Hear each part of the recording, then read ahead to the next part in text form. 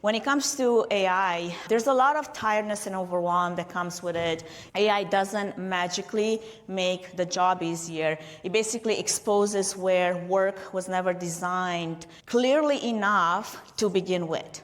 The starting point is understanding your work clearly enough so that you know where AI belongs and where it doesn't.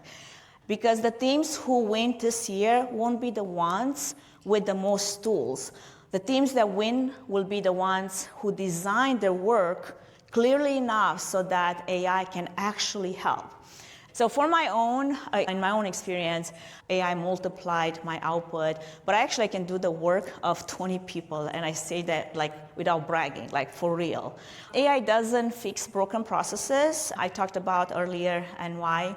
AI doesn't judge quality or intent on its own. It automates whatever you give it.